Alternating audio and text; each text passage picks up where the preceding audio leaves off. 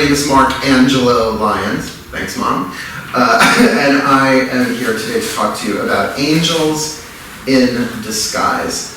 I think my middle name gives it away. I sort of had a calling to the angels, though it is my great-grandfather's name from Sicily. that part of the family got well represented in my names. My older brother's name was Matthew. I'm Mark. You kind of get how I was raised a little bit there. So I really feel like I was born with a very specific contract. To come in during 1968, yes, that makes me 51 years old. I'm a Virgo, September 6th. 58. 68. 1968. Now think of 1968. What was going on the planet? 1968 revolution. So I came in during that. So it makes sense that here I am, fitting the mold my parents wanted. No. No. But they're very happy now. They're happy that I'm happy because I'm the fun one in the family. I'm the one who knows how to heal, who studied the psychology and the spirituality, and truly an eclectic. Now, hold on to your seats for a minute. I am an eclectic witch. Okay, no pitchforks or torches. Of course, this is a UU place. So I have worked with the Unitarian Universalists for a majority of my career, often speaking at different ones around Long Island. Do any of you remember Borders Books and Music? Yes. I used to work at Borders Books and Music in Bohemia. Then I became a community relations coordinator, and I went from one to the other, to the other, to the other, to the other. Speaking. In 1998, I started my own company, DrawingTheCircle Productions. We are an event production company, spiritual events, and that's from one-on-one readings, private sessions to as big as it wants to get. Did you notice how everything went digital? Did you notice? It was so cute. You made posters and flyers. I'm like, I used to go to Kinko's. Remember Kinko's? And I used to put my calendar together, and I had a bulk stamp and labels and like. So glad that's over. Enough paper cuts for one lifetime. So to give you a little background, this is how I got involved with angels. Aside from my middle name, which I remember my mom was in the breakfast nook. This is when I was in my 20s. And I wrote down my name, Angelo, all as one word. I scratched out the M and I scratched out the O. I went, name me Archangel. Oh. Yeah, and she went, oh, you're such a weird kid. I'm like, oh, you named me. So I come from a very interesting breed. In the 90s, early 90s, I was driving a friend home, and I was in a red Jeep Wrangler with a white cloth top. Almost sounds like a Beach Boys song. And if you're familiar with Route 109, coming off of Southern State Parkway onto Route 109 going south, there's like this much. You have this much space to merge. Well, the person in front of me took their foot off the brake and they started to roll forward. I looked over my shoulder as I was supposed to turn back. His lights, he hit his brakes, my head went forward. But it's a Jeep, it wasn't that bad. Nothing was hurt, but I went back and the glass was cracked, no lie. Oh, see, we didn't have cell phones. I could have taken a picture of this and had photo evidence. Head, halo, wings. Dress, angel. No, we were fine. Nobody was damaged. Of course, the truck in front of me was gone, right? But that began a process of angel signs for me over and over and over again. How many of you do 11:11 Make-A-Wish? Right, digital clocks, 11:11 Make-A-Wish. I was really big in college, but I was hanging around with stoners, so anything distracted them from the present moment was probably a benefit for them. And when I moved back to Long Island, I went to the Boston Conservatory of Music, Dance, and Theatre, which is why my Long Island accent doesn't come back unless I'm tired, drunk, or both, which doesn't happen that often. At 51, yeah, I don't drink alone anyway. But I got a job at a place called Body, Mind, and Soul in Huntington on Walt Whitman Mall, across from the Walt Whitman Mall. I was their first employee because I knew the majority of books in mind. You see, because Body was vitamins, it was a vitamin corporation. They know, well, I think Nature's Organic still exists, but Body, Mind, and Soul no longer exists as an entity. Mind was a metaphysical bookstore, and Soul was food, but unfortunately it wasn't soul food. I think it would still be around if they had used it. It was like yogurt smoothies and stuff, which smoothies wasn't even on the map then, as I recall, and now with kale. No thanks. So I was at a meeting at my general manager's house, And it was getting late. I said, what time is it? She goes, oh, it's 11:11. I said, oh. She said, oh, 11:11, make a wish. Or I said, oh, 11:11, make a wish. She goes, wait a minute. Ran into the other room and came out with this book called Starborn, VORNE, A Remembrance for the Awakened Ones by Solara. I ended up working for her. I moved down to Charlottesville, Virginia. I became an angelic workshop facilitator. I was part of the 11:11 movement. Now, do any of you remember, because we've got some people in here who may remember this, do you remember the harmonic convergence, 1980, right? Yeah. Jose Arguelles, right? And what was that about? About anchoring the fourth dimension into the third, right? The timeline hallway. I woke up, I was living in Boston, woke up during that. What's going on? Turned on the TV, they were talking about the harmonic convergence. I was already in my spiritual process, but that really, harmonic convergence, marked my official spiritual awakening. Yes, I was into tarot, I was into all of these things. You're good, huh? I was into all of this stuff, more on the occulty side of it, because it was the 80s. We didn't have the internet. Remember B. Dalton bookstores in the Bayshore Mall in the back, right? They called it the occult section, and it was mostly astrology. I don't know why they had to call that the occult section, but that's where I had to pick from at that time.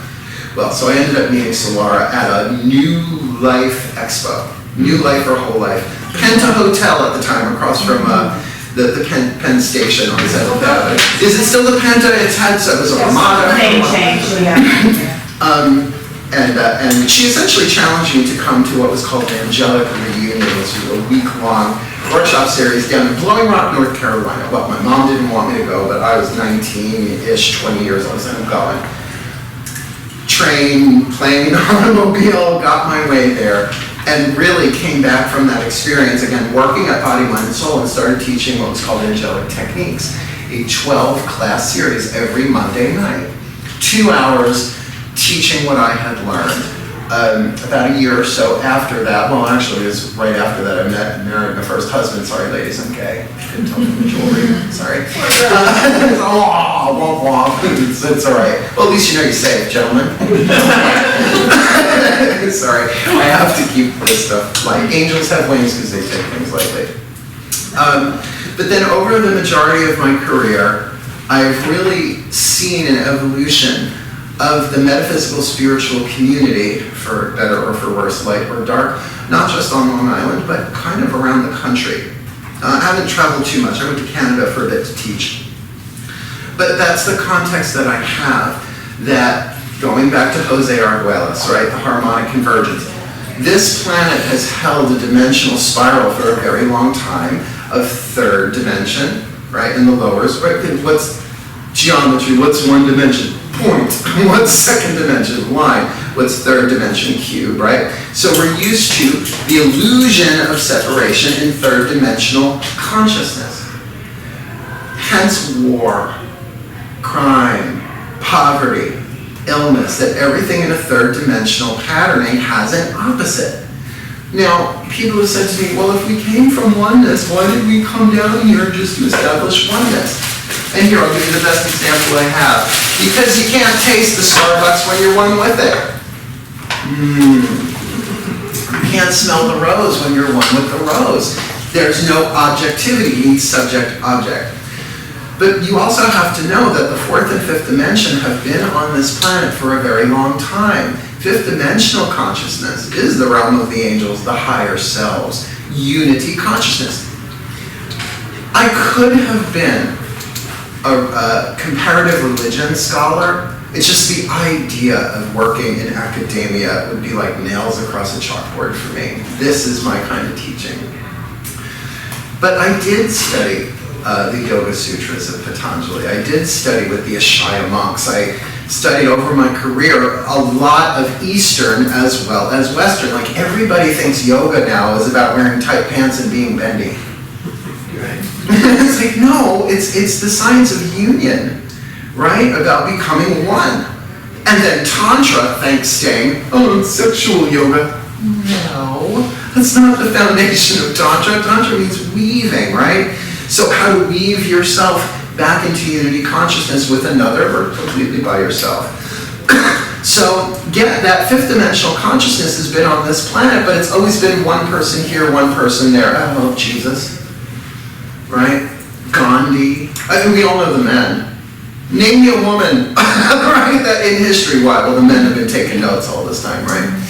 But there have been little beings here and there that kind of shepherd the way. Even going back, that's why they had to kill Tutankhamun, because he was talking about the one god, Ra, and what? Well, all those priests of Bastet and Horus, and all of them, like, we gotta get rid of him, he'll put us out of business. So there has always been fifth dimensional awareness on the planet, but little eyedropper here, little eyedropper there, and what happened to those who stood up and spoke about unity consciousness in a dualistic paradigm? Yeah, burned at the stake, persecuted, exiled. So the first thing I want to tell you is the planet is shaking off third dimensional consciousness. Not that we're all going to be, the great divine amoeba. We're not the Borg. We're not just going to be one blobby thing. We will all retain our uniqueness, unique manifestations of oneness. But this is what all the prophecies have been pointing to for millennia, right? The end of war. Well, you can't have war in unity consciousness. Well, because who are you warring against? Yourself, and plenty of us are warring against ourselves. We're not even aware of it. The shadow self, and forever young, Carl Jung, forever young. Do you know my mom is studying? My mom, we used to live in a house in Bayshore on Ocean Avenue, if you know where the assisted living facility is. We're just one building north of it. They moved up to Saratoga. They went back to college. She's studying the I Ching. Wow. I was like, I'm pretty sure we're at the end. My mom is studying the I Ching. She said that Carl Jung used to study the I Ching. I was like, Mom, that's my thing. Freud was okay, but sometimes a cigar is just a cigar, so you take it down a notch. Where Carl Jung was about archetypes in the interior world and the power of the soul. So forever young, I love my archetypal studies. Caroline Myss, anybody? Do we all love Caroline Myss? She's the only person on planet Earth that slightly intimidates me a little bit. Everybody else, I can meet Bette Midler, Madonna, I say thank you so much for Caroline Myss. I'd be like, hello Caroline. She's amazing. She's my favorite teacher. So you can see I've got this background of stuff. But the reason why I still talk about the angels is because of something that I really learned from Solara's books, as well as being her personal assistant, which was never worked for a mystic. They change on a dime, and if you're a Virgo, not good, right? Because you want to know what's required of me. Steam my white Moroccan cloth. Okay, honey, I did my work. I was on the front lines for many, many years. Now I'm a general back in the tent. I love it. I love the condo in Holbrook. But what she said, what she posited was really life-changing. Because I grew up with the idea of a guardian angel, didn't you all? But as a teenager, I got like, why is this winged thing following me around all the time? Always watching, a little voyeuristic, right? Just like, hey, back off. Even in the shower, it's a little creepy, right? Now they get hauled away. Now they consider angelic stalkers, right? It's the fifth dimensional self, the guardian angel. It's your higher self. We've been talking about the higher self for hundreds of years. Does that go back to the Theosophists and Blavatsky? It's been called different things. The God self, the Christ self, the transpersonal self, when transpersonal psychology dawned on the planet. And if you like chakras, anybody here speak the language of chakras? Here, I'll give you a brief overview, review. I'm not going to touch my hiney in public, but you get the idea what the root chakra is. Somewhere in this area, right? That's your root. It connects you to the electromagnetic field of the planet. People who have, you know what somebody who has a blocked root chakra looks like? It's like ground. Put some hematite in your socks, do something, right? Second chakra, so that's your tribal relationships. That's your connection to all of life, not just humanity, all of life. The trees, the plants, the crystals, the animals, all of that. And if you are, do we have any energetically sensitive, empathic people in the room? I think most of them. I think, we'll talk about first wave, second wave, third wave, too, because the first wavers are the ones who've been here the longest, and we're usually the divine feminine has nothing to do with bodily gender. We're more yin, right? We're feeling everything. We'll definitely talk about that. Second chakra, one-on-one relationships, umbilical. Your relationship to money doesn't have to just be a person. Of course, your interpersonal relationships, one-on-one. Solar plexus, your relationship to yourself, your honor code. Your self-esteem, just read Anatomy of the Spirit by Caroline Myss. She does a really good job. It was the first book of hers that I read. Then, once we get above the waist, we're in this lower three chakras are the third dimensional physical world, your navigational systems. When people say trust your gut, they're talking down here. But then we go to the world behind our eyes, what I call behind the castle wall. The work of the interior castle by St. Teresa of Avila had a drastic effect on my life, but I discovered that through Caroline Mace's Entering the Castle. Brilliant book if you can handle it. It took me 5 years to read that one book. Brilliant, brilliant work. Well, behind the castle wall, the castle of the soul, St. Teresa envisioned the castle of the soul as a castle carved from a single diamond housing 7 mansions. You have to read it. I mean, the great thing about the interior castle, if you can catch her verbiage, because it was translated from Spanish, she was a Carmelite nun in the 1400s, that there's a little wink in her voice, so to speak. She's like, well, who am I as a woman to say anything? You could tell she was like a feminist, but had to keep it underground. She's amazing. Doubt she had to come back after that one. I mean, she levitated the stigmata, the whole nine, right? So the heart, the throat, the third eye, and the crown, that's the world of the soul, right? So your personality, lower three chakras. Those relationships, your emotional power, your willpower, choose. Choices, decisions, will you balance your mercy with your judgment and your justice? What comes out of your mouth? What do you say? What do you do? Your choices, your willpower. Everybody knows the third eye gets its own jewelry. Everybody wants to open their third eye. Mark, I want to open my third eye. They open their third eye. They're like, Mark, how do I close down my third eye? Because if you don't have the infrastructure in place, what's the point? Benjamin Franklin's telling me about the kite. I didn't ask. It's like this. Gotta go gently. You don't want to build a penthouse before the basement, right? Crown chakra, everybody loves the crown chakra, but did you know the crown chakra does not speak language? Just like your radio antenna does not know music, it receives. It's the third eye that translates, right? So you got that 7 chakras, but did you know that there's the 8th chakra right over the head?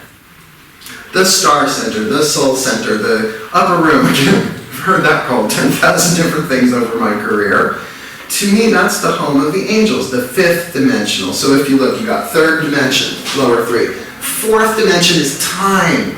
That's why it takes time to heal your heart, to refine your choices, to open the third eye and the crown, to get all of that congruent. Oh, I know how to torture a woman. Put a brownie in front of her. The heart chakra will go, oh, brownie. The third eye will go, oh no, I was on the treadmill for half an hour today. I can't possibly eat. Is there kale in that brownie? Well, then maybe I could. And the throat chakra goes, right? So torture, we all do that, right? All of that takes time. And that's what the harmonic convergence was about anchoring that corridor, that we needed this time to process the psychological. Carl Jung said, and this is by all means a paraphrase, I'm not a great direct quoter, unless it's Course in Miracles. Yeah, I did a Course in Miracles. It took me a year and a month to do the 365 exercises in the workbook, and to this day, I place my future in the hands of God. It's all iambic pentameter. I studied Shakespeare, so that's a natural. But now here we're looking at 5th dimensional consciousness, unity consciousness, divine unity consciousness. And it's nice to go up there and play, which we've been doing. Oh, a weekend workshop. We're all angels, we're all one. But Monday on the LIE, I want to mow people down, right? And we could get away with that. We've had this time to do that. But if you see that now as your higher self, and all of this healing work, well, have all of you been purging these past 10 years? Having things ripped away from you unfairly? Perhaps emotional deluge, right? Tiniest little thing. That's why people, I'm triggered. Good. You're supposed to be triggered by what's going. Kids in cages? Now I'm going to stray away from politics in terms of partisanship, but I will say the idea of kids in cages regardless, that's not unity consciousness. But have you also noticed the amount of apocalyptic fiction going on? Oh, yeah. And you watch Good Omens? I read the book over 10 years ago. Oh, Terry Pratchett, Neil Gaiman on Amazon Prime. They made a episodic adaptation. It's brilliant. It's so good. It implodes duality. American Horror Story, Apocalypse, not to mention what happened around 2012. Do you remember the mania? It was supposed to be the end of the world as we knew it. Well, we are in the end of the world as we knew it, but the world as we knew it was third dimensional illusion of separation. You see? And that's why so many of us came in this time. When you hear you chose to come in, do you remember that one? You chose to incarnate. I'm like, I did not choose. I was chosen, perhaps. And this is what my angels, gods, and masters said to me. They go, you went to the audition. You went to the audition to play Mark A. Lyons. You were chosen out of the hundreds. I went, oh. So what you are most likely are beings that have already done this thing. You've already done school, Earth school. You've already done it. But in this time they said, okay, this is the big one. This is the one where you won't be burned at the stake, where you won't be persecuted or exiled, where you get to be completely authentic. You'll want in. Now, in my last lifetime, I remember it. I was a flapper in the 20s. Can you imagine? Yeah, you can. Female, I've been a female more than male. That's why I'm considered divine feminine, if you want to bring it into that. And then they showed me the script and the character development. Gay purple-haired bitch by 50 points, lives to 51. Where? Long Island. Really? I get to study whatever I want. I get to do whatever I want. No man's going to tell me what to do except the man. You know, in college, my hippie friend was like, oh, the man's trying to keep us down. I'm like, who's this man? I should date him. He sounds like he's got a lot of power and a lot of cachet along the way. I don't know who this guy is, right? My mother always said better a wise ass than a dumb ass, but that's how I was raised. So we're in this time now where we can embody the truth of who we are as a unity consciousness being coming in to transform the world. Now we're doing this in 3 different waves. The first wavers have been here the longest, since Lemuria up through Atlantis. Now whether or not Lemuria or Atlantis actually existed, they didn't have YouTube. So as a Virgo, I like proof, we don't have it. If Atlantis rises, we'll be able to get the scientists in there and codify that, raised by a teacher and a lawyer. But I still think metaphorically it's true, that we've had civilizations before that we have destroyed, right? Well, the first wavers are the more feminine. And I don't mean effeminate or female, I mean yin, intuitive, emotional, sensitive. We are the ones that were tuned to spirit that got burned at the stake, that got persecuted, that got ostracized lifetime after lifetime after lifetime. The second wave are the social justicers. They're the yang. How many of you really want to go protest? I mean, it's one thing to click a thing online and sign a petition one click away, but how many of you really want to march in the streets at this point? Blessed be, you may well be a second waver, but they are the yang. They're the divine masculine. Burn it down, revolution, revolution, and they've had their chances, right? Haven't we had social revolution on this planet again and again and again? But what happens in a paradigm of duality? The usurpers become what they were usurping, right? The rebellion becomes the status quo, and it's just a dragon chasing and swallowing its own tail. Then we've got the third wavers, and I think you will recognize this in some of the people in your life. They want to merge with the technology.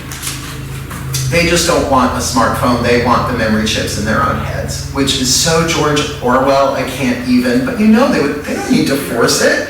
They'd be lining up an Apple for that. No, right?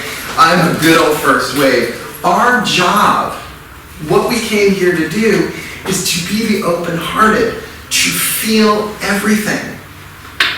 To be so empathic that we can feel Mother Nature herself going, oi, enough with the fossil fuel extraction already. I ain't got that much left, right? If you've been feeling excessive fatigue, not just bad day. Not just bad day in art school, excessive fatigue. It's because we are clearing out of literally our cells, the emotional patternings of our ancestry. Now, I said before, I'm a quarter Sicilian. Calm, lovely people, really, the Sicilians. I'm being sarcastic, I grew up with them, right? The rest is German, Irish, Dutch, Not Scottish, oh yeah, really calm and peaceful. So my lineage is pretty much warriors and people who had nothing and made food out of it, right? That's where I come from.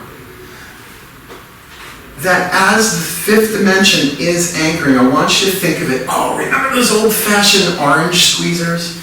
Right, or lemon squeezer, you cut it and have it like that. What we're gonna do is press the juice out. That's what we're going through right now. The fifth dimension is literally downloading from the eighth chakra into the crown. And what we're having spiritual awakenings, and we can't put it into words. And then it goes into the third eye, and we start having visions. Intuitive clairvoyance and clairaudience. Clairaudience, particularly the throat chakra, where we're hearing things. We're seeing synchronicities. What is synchronicity except the removal of the illusion of separation? We're seeing synchronicity, same time. So when you're seeing synchronicity, oh, remember James Redfield, The Celestine Prophecy? I had an original soft cover before Warner picked it up. It's a good book. I always said you have to read 10 different books to get what's in that one book. And then they made a movie with John Boy. Whatever. So, as it's pressing down through us, yeah, we're all good with this stuff because we've been operating with the ego mind all this time. So, the spiritual ego, the separate self, the illusionary self, the wounded child within us, has adopted spiritual language and uses our own spiritual practices to torture us. Oh, you're not in the vortex. Your vision board, you didn't use the right glue stick. What do you mean you haven't manifested that yet? You must have a blocked chakra or something. So the ego just learned the spiritual language and is still playing the game of guilt, shame, and fear like it always has. Now look, I am a hardcore student of unity consciousness, pure non-dualist, Course in Miracles, uncompromising, blessed be Helen Schuckman, Bill Thetford. Apparently, Helen's reincarnated again, but you need to go find out about Gary Renard and Disappearance of the Universe to find all that out. He posted that last week. I'm like, well, she's back. I guess we all have to come back sooner or later, right? But to get where we are right now is as this higher dimensional frequency, if you want to use that language, it's pushing out all of the emotional baggage, all of the unfinished issues, not just for our own personal lives, for everyone around us. All of humanity, and that's why we've seen racism resurge so strongly. It's being pressed out. You can't have racism without the illusion of separation. And I've got to tell you, any religion or spiritual path that claims total ownership of angels, they're celestial. The angels are not of this world. That's why we are in this world, but not of it. Yeah? We are angels on an earth assignment, but we are in disguise so well done that we've forgotten. We had to. Because they showed us what was going to go on in the quantum timeline and understanding of quantum physics. What the bleep do we know is a good place to start. If you haven't seen What the Bleep Do We Know, Marley Batman did a wonderful job on that. A little dated now. But you begin to understand through the quantum physics a different level of forgiveness. As opposed to Newtonian physics, where, not you specifically, dear, you would never do anything to hurt me. I'll point at your purse. You would have something to me that I have to forgive you for because I'm going to be the better person. Sound ego much? Still the illusion of separation. When you step into the quantum, into unity consciousness, which has always been on the planet but is now more widely available, thanks to who? How about every spiritual teacher for the past 2,000 years? Ancient to contemporary, Wayne Dyer. I'm sure he'll come back. He's going to see what the chocolate's like. Fifth dimensional chocolate sounds like a deal to me. All being pressed out of us. So this is why this angel stuff that I taught back in the 90s has come back around again. To get that, you're not really human. You're a celestial being that was cast to play the role of a human. So your personality, your body, your ego, all that stuff is the character that you came in to be the guardian of. That it's not about fighting the ego, right? Didn't it? Oh no, ego consciousness. We have to get rid of ego consciousness. Yeah, try and get rid of a shadow without turning on a light. Yeah, go ahead, fight the ego. It will turn your fight against you. Look what it does. You didn't do your yoga today. Bad spiritual practitioner.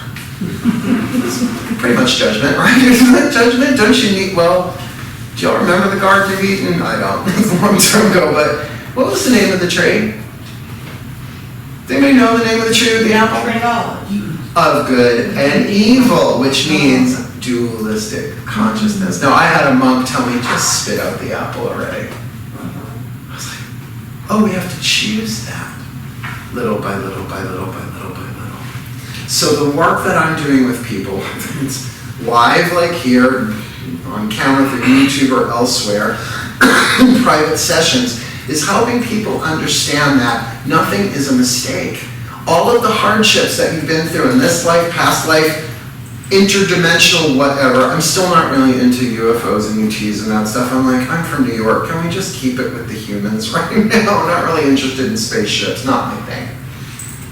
Nor am I into the paranormal. I have no desire to de-ghost a house ever again. Yes, I can do it, but now I get what it is. Not my thing. Now, no offense to the mediums, but I'm not a medium. I'm rare. It's my only medium. I have the one. There it is. You got it. I'm rare. I'm glad that's out of the way. Yeah, we got that out of the way. No, I know lots of mediums. And why are they all from Long Island? Why are all the mediums from? It's in the water. It's in the water. God, we don't have to have that hair thing going on to do it. That aside, sorry, little sarcasm, just a touch. That what this work is about, are you an angel in disguise, is getting, oh right, my job is to love that child inside the ego. That the ego is a part of the higher self that has forgotten who it is, the part of the angel that fell. Now, what's the opposite of an angel? Come on, you know, Dan Brown wrote a book about it. What's the opposite of an angel? And what are demons if not the personifications of the 7 deadly sins? Would you like to hear them in order? Because they're chakra by chakra, Root by Gravity by Carolyn Banks. Root chakra, hubris, toxic pride. You cannot have racism without hubris. Our group better than your group. With me on that one? Second chakra, greed. And not just for money, for food, for attention. It's one of the 2 chakras of addiction, right? Your one-on-one relationship, greed. Solar plexus used to be called lust. You know what it's called now? Oh, you'll love this. Entitlement. Real Housewives of Name the City. Right? Entitlement.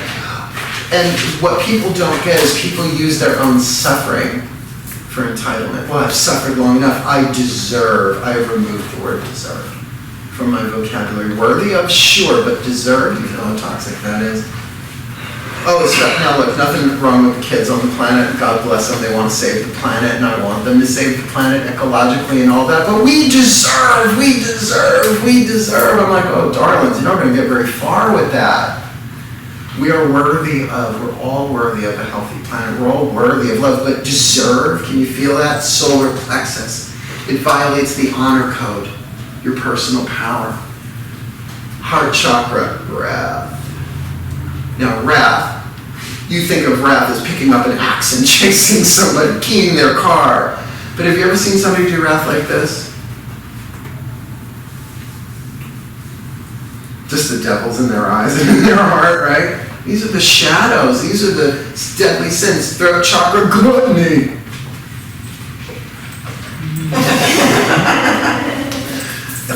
More. This is why the sacral chakra, the navel chakra, and the throat chakra are the 2 addictions, right? You want to clear up your addictions, start with those 2. Envy, the deadly sin of the third eye. Isn't it funny? The green-eyed monster, the third-eyed monster. Which, there's a way around all of these. Read my book, Words of Grace. It's on my website. It's an ebook. But then the crown chakra, sloth. Really, we're going to have a favorite. That's my favorite. You don't got to do much. Stay on the couch. It's not about being lazy. It's about not incorporating the spiritual wisdom, not putting it into practice that you already know. You already know you're supposed to forgive people as soon as possible.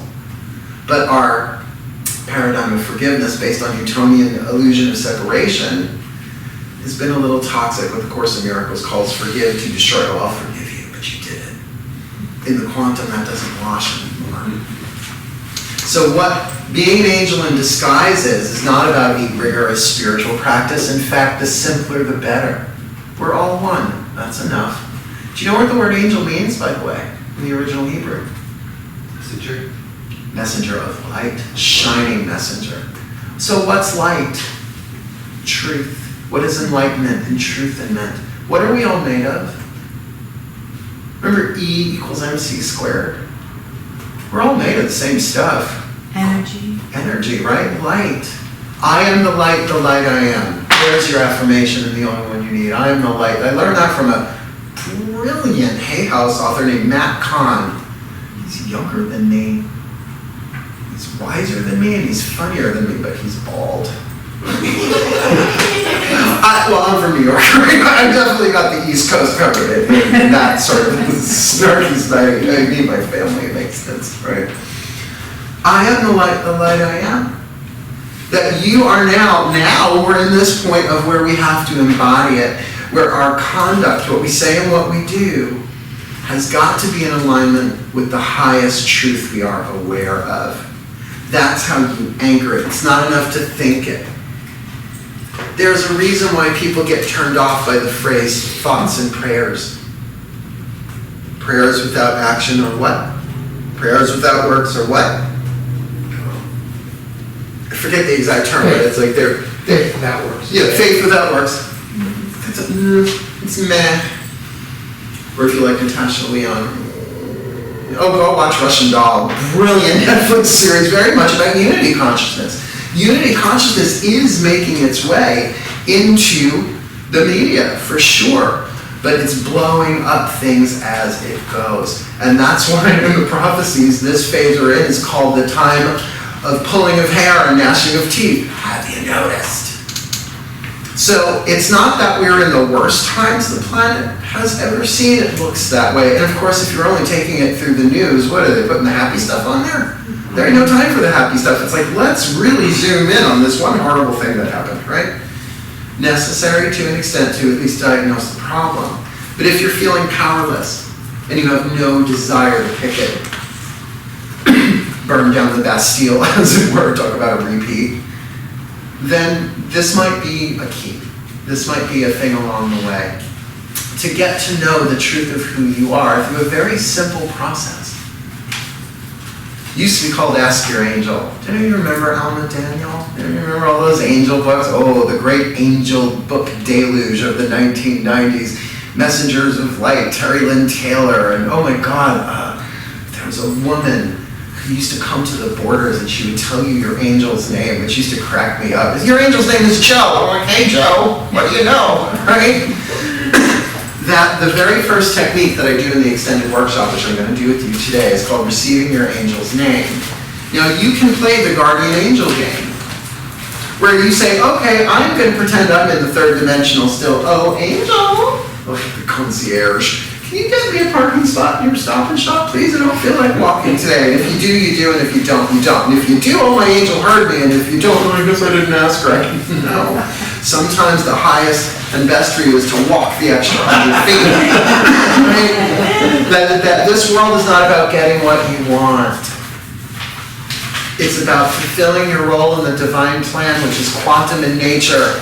And I promise you, no matter how powerful or weak you think you are, nobody's powerful enough to screw up the divine plan. It's already written. It's a quantum hologram. Like when you watch a CD and you see the different endings at the end, it's all on the CD, but you're watching it in a linear time-space continuum, where the angels are eternal. Eternal does not mean time, all of time. It means without time. You are eternal, birthless, deathless, guiltless, sinless angels, as is everybody else on planet Earth. But we're the ones awakening first. We are the ones who are purging the psychological world. So, depression, I get it. I lost everything last year, except my company and my mom and my family who love me. And my cats. I have 3 black cat boys. I rescued black cats, only 3. I'm not taking it anymore, sorry. I'm good. My 3 sons. Da-da-da-da. Millennials have no idea what I'm talking about. Da-da-da-da. I was raised on TV. right? That song came through, I had a message with that song. Oh, really? I did. Today? I gave it as a message, so there you are. That's what I said. Well, that's still in the room. He's so psychic. Do you know the word psychic means of the psyche and the psyche means of the soul? How did it? Well, thank you, Dionne Warwick and Linda Georgia, wherever you are, right? I don't like the word psychic. It's hard for me to say. Intuitive, thank you very much. Divine Yin, I am intuitive. We all are. Intuition is a skill and a faculty of spirit. So the things that you really want, your heart's desires and your dreams that you've been trying to manifest left, right, and center, really, how much poster board did you buy at Staples for those vision boards? You know, somebody working, all under time release. It's in your contract. It's written into the character.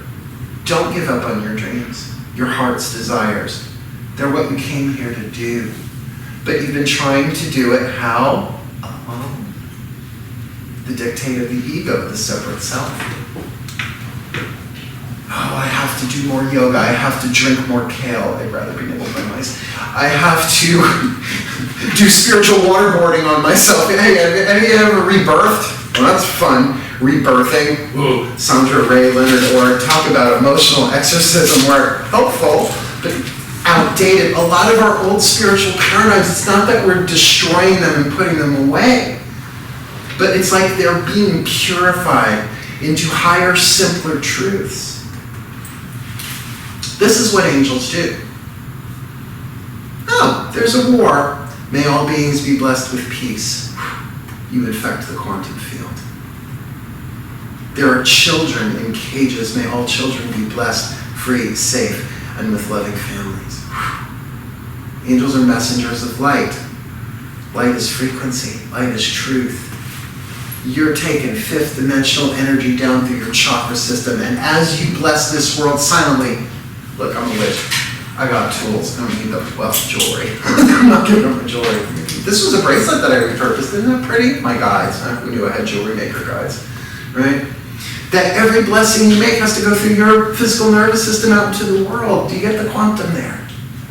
Do you get the unity there? May all beings be blessed with love. May all beings heal. May all beings receive all that they need to learn, to heal, to grow, to evolve, to become the best that they can be and fulfill their role in the divine plan. For the well-being of all that I am now, and so it is. You don't have to say that out loud.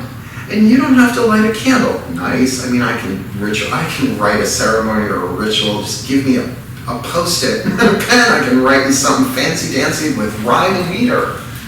Not necessary. I used to not watch the news. Now I do. It's like a video game. May all beings be blessed with truth. May all beings be blessed with clarity. May all beings have no longer see through a lens darkly. Yeah, I can talk scripture. Yeah, honey, like I said, I could have been a comparative religion scholar. Because my job as a mystic, any mystics here in the room? Blood, sweat, and tears path, a lot of solitude, purging for the entire collective. No, just me, yeah, just me. They all love it. Oh, the name of my place is Mystic Crystal Revelation. I'm like, you don't know what that word means. How many of you like feeling uncertain? Nobody ever. What do you think mysticism is? It's about living and enduring the mysteries of the divine. So get used to being unsure. Even Jesus, if Jesus had known that he was going to be crucified, he would have stayed a carpenter. Not to mention his Jewish mother, just be a carpenter, honey. Except I was Jewish, I wanted to say that. I had latkes and meatballs growing up. Right? That we have all been walking this path lifetime after lifetime, but I'm telling you, in one of our last lifetimes, and all time is one anyway, we said, no, I don't gotta come back unless I want to. And then they showed us this timeline that we are currently in.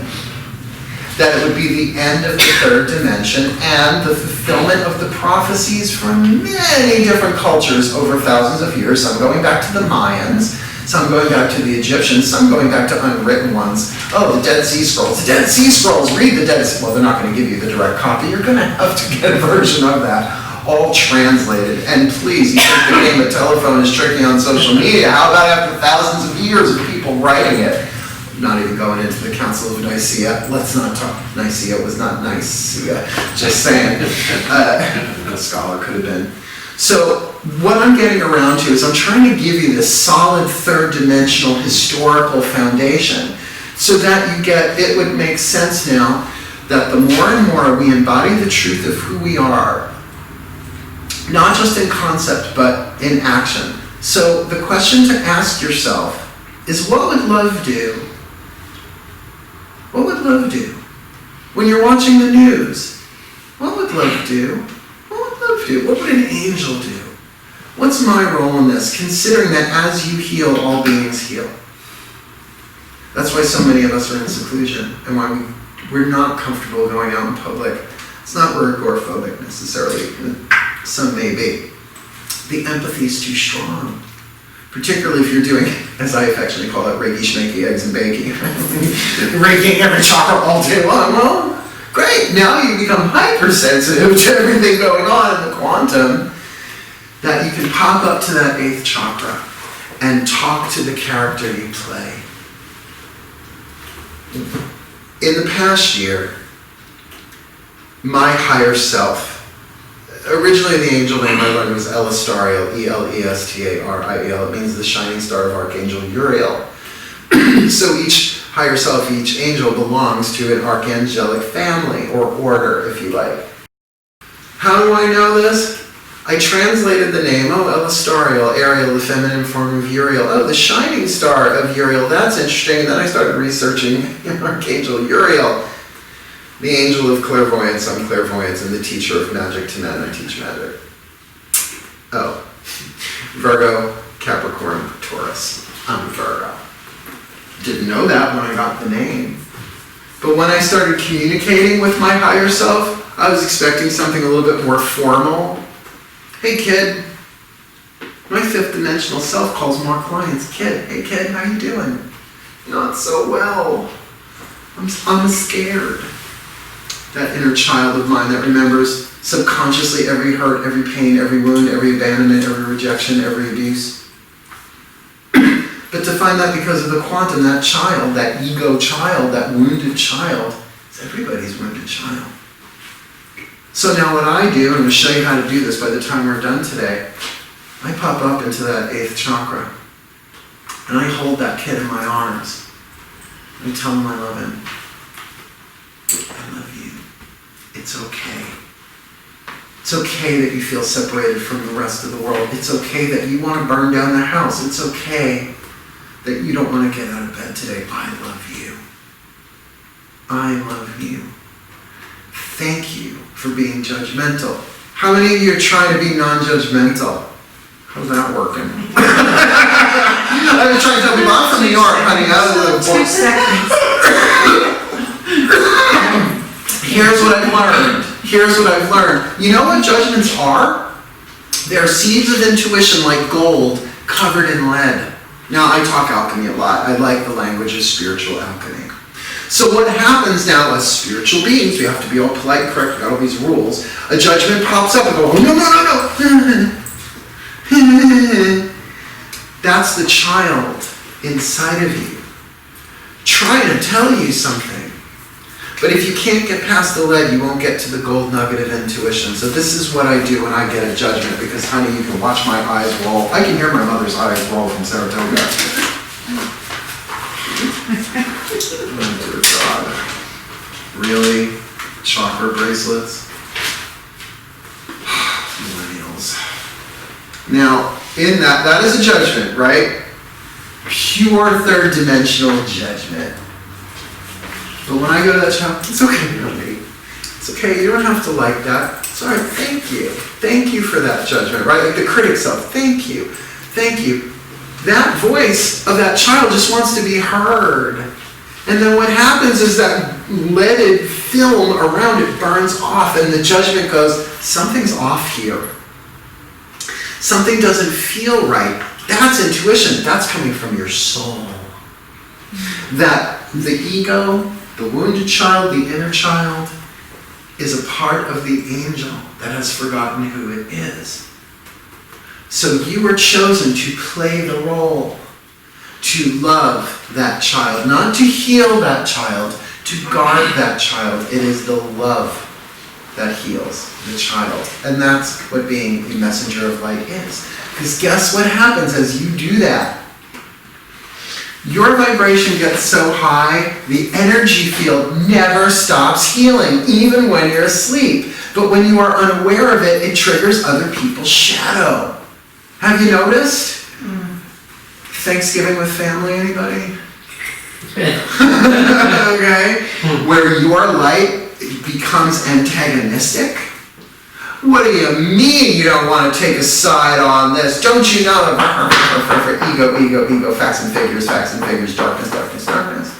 But once you become aware of it, it starts to raise people's vibrations where they have breakthroughs and insights around you and you don't have to do anything. I do it at Starbucks all the time. To the point where even at Stop and Shop, I only moved to Holbrook. Oh my God, it'll be 2 years next month. I love where I live. Woodgate. Woodgate. You know Carver's? Right around the corner from Carver's on Patchogue Holbrook Road. I love that area. I love where I live. Like I said, I lived through Hurricane Sandy on the Great South Bay. I'm good where I am. But even at Stop and Shop, the ladies are like, oh, come to mine, because I always make them laugh. Oh, here's the root of when you're not doing the internal work, right? The yin stuff, which is what we came to do for all of humanity. Every time you heal your heart, all hearts heal. Every time you bless your heart, all hearts are blessed. When you're out in public, be kind, courteous, caring, polite. It's like being Boy Scouts all over again. I was a Boy Scout, can you imagine? I got my second class badge because I made chocolate mousse in the woods with a Ziploc bag. How do you know your kid might be gay? Yeah, and I did interesting things. Just saying. Be kind. Be funny. Be a messenger of light. And if you can tell when somebody's open for business or not. If they're, don't walk up to them and say, God loves you.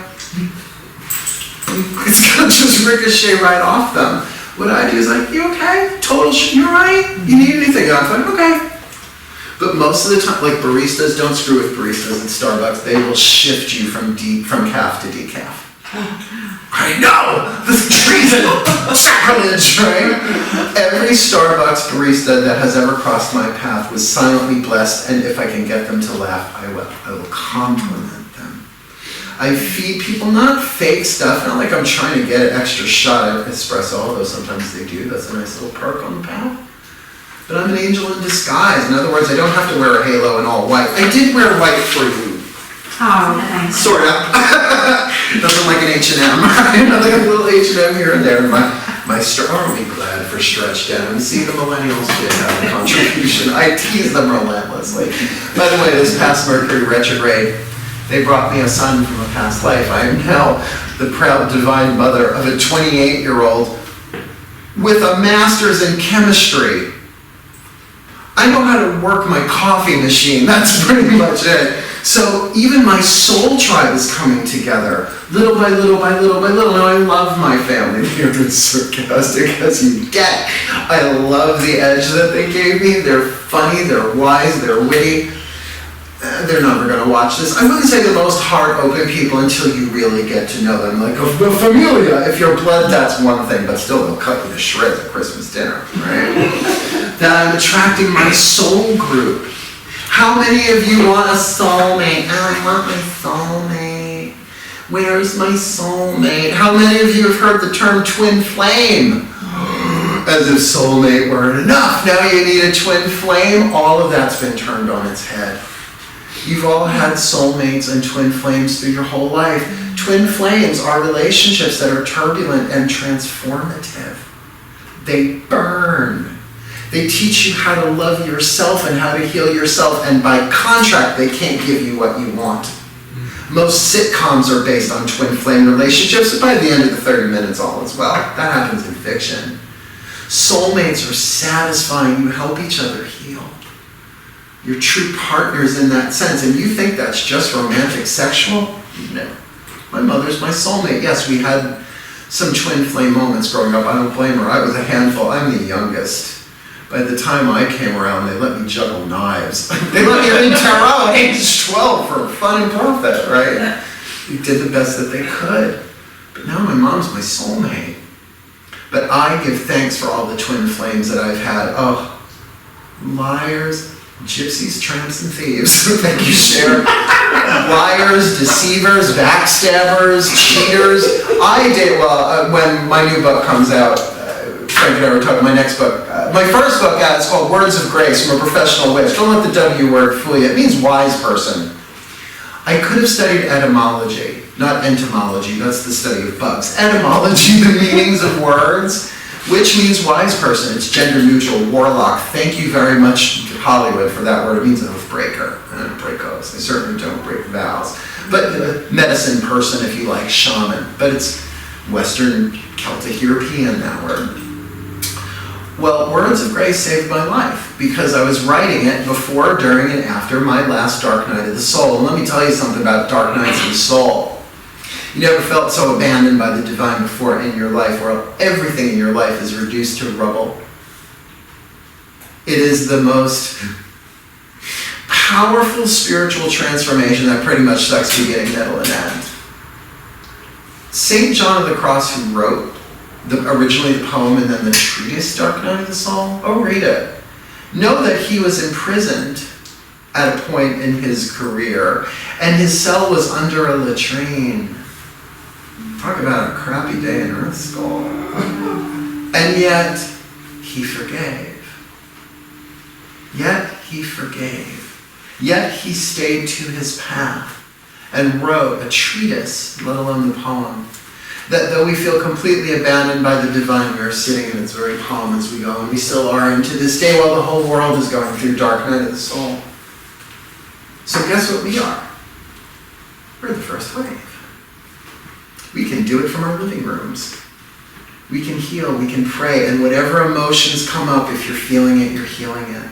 But if you're aware, oh, this is the old patterning being cleared out. The other day, I woke up with this sadness and depression. I was like, first thing? And I checked my own inventory first. I'm like, well, what's going on? I'm like, I have a client later today. This is not, my kitties are all snuggly. I have a king-size bed. It doesn't look that way when my cats get on the bed. I don't know how such little things take up so much space. They just spread out, my boys. And I texted my mom, I'm like, what's going on? My Aunt Gloria, 91 years old, was T-boned in a car, Old Country Road. The whole family was in shock. She's fine. She works for American Express Travel. She's going to Spain in a couple of weeks with broken ribs. And we're having her birthday party in October. My parents are driving down. I was like, okay, well, I knew what that was. But I woke up, what is this? But what is the ego? Ooh, something's wrong.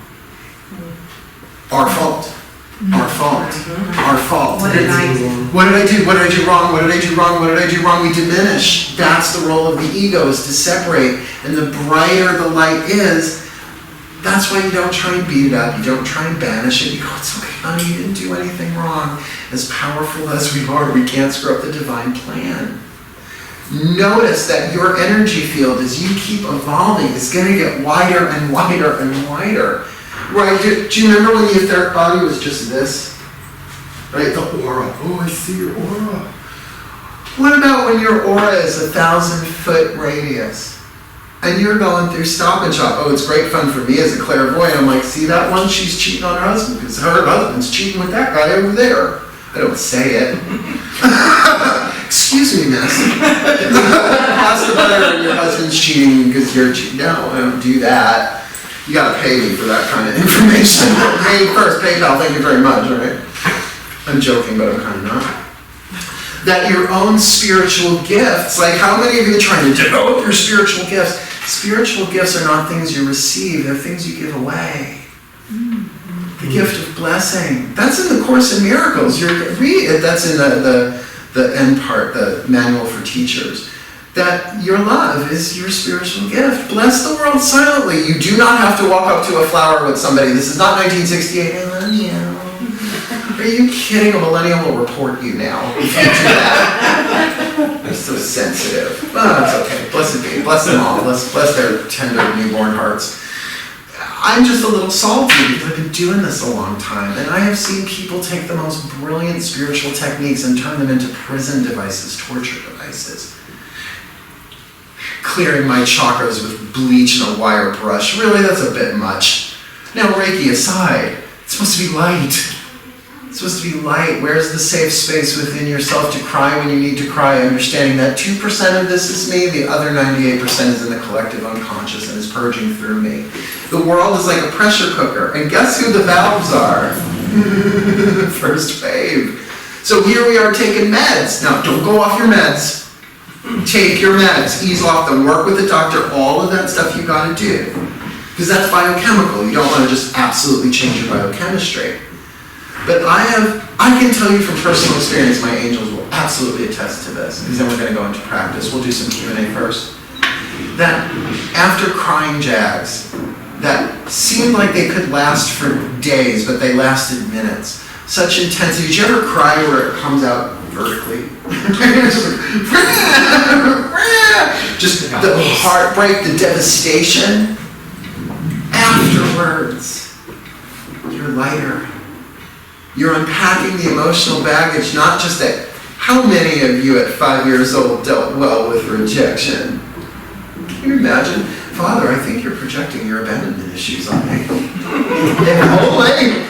only I had the wherewithal to say that. Excuse me, Father, I think you're projecting. Maybe next life I'll have been that much of a smart ass now. They would have killed me, right? All of that stuff is coming up, and what is the answer? Love. We're never going to be so cool that love isn't a thing. The higher you go, the simpler the truths get, and there's always a higher truth. But love is the answer. But here we are, hunting for it. Looking for love in all the wrong places. Raised in the 80s. I'm looking for love.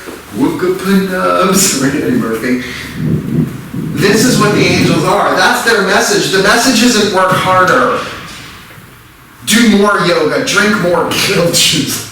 No. This is my protest to kale. That's about as much protest as I'm up for today, honestly, in this life. It's to say, I need to look at this differently. I need to look at this differently. I need to do this differently. Here's what I do. I accept that I have no idea what this emotion is going through me or what to do with it. So I call upon the angels, guides, and masters, the universal divine light to clear it through me and for me. It'll look like I'm doing it. It'll look like I'm making the choices and the decisions. But do this through me for the well-being of all that I am now, and so it is. I say that every time I get stressed. Because what does stress mean? Your ego's trying to do it alone. Now you take the word alone and add an extra L, you got all one. One letter. So when you're feeling alone, that's the child inside of you, the ego child. Don't see it as a demon anymore. We needed to see it as a demon for thousands of years. Mystery schools and the shamanic descent. Oh, I don't appropriate the word shaman. I'll take the word witch, eclectic witch. Thank you very much. I'm not Wiccan, although I adopt the Wiccan meaning, ye harm none, do what ye will. Why? Quantum. I understand the oneness of the fifth dimension. But shamanic descent is about embracing the shadow.